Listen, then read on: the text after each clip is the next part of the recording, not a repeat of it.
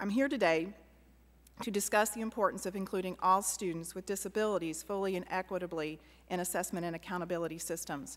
I'm fortunate to work in collaboration with nationally recognized experts in education, measurement, and curriculum who regularly review and discuss the research in this area. Currently, students with disabilities participate in accountability systems in one of four ways: general assessments with accommodations, alternate assessments on modified achievement standards in a few states, the 2% test, and alternate assessments on alternate achievement standards, the 1% test. 85% of students identified under the IDEA do not have intellectual disabilities that should prevent them from achieving at grade level.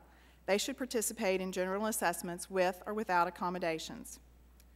A number of states have conducted an analysis of their general assessment data by identifying learners who are persistently low performing.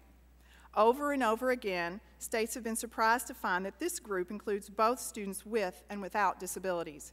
These students are more likely to be male, represent a minority, be economically disadvantaged students, or have a disability.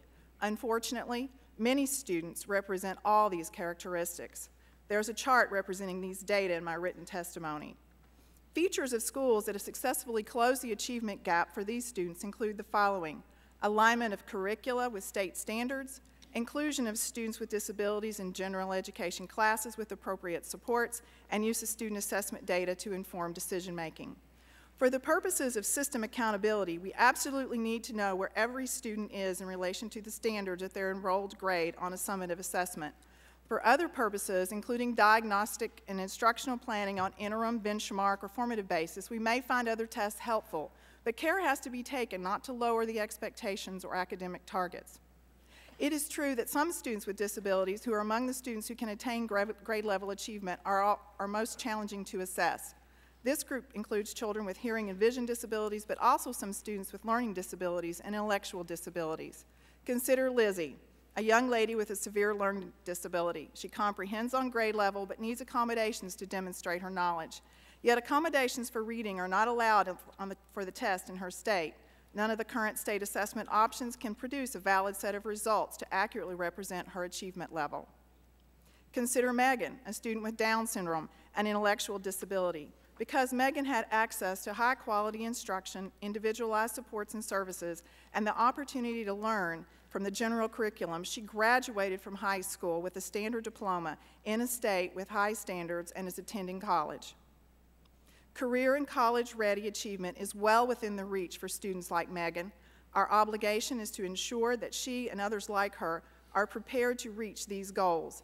ESEA should continue to ensure that schools are accountable for the academic achievement and graduation rates of all students, including students with intellectual disabilities. Other students with intellectual disabilities participate in alternate assessments on alternate achievement standards. This is the 1% test.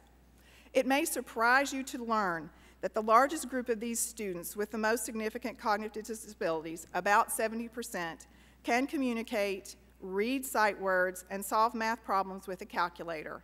I've included a chart representing these data in my written testimony before you. Consider Bruce. Bruce is a student with significant disabilities. Bruce was not provided with assistive technology to communicate until late in high school. In the video clip, you will see that Bruce is answering questions about predicted and actual temperature within days of receiving his device.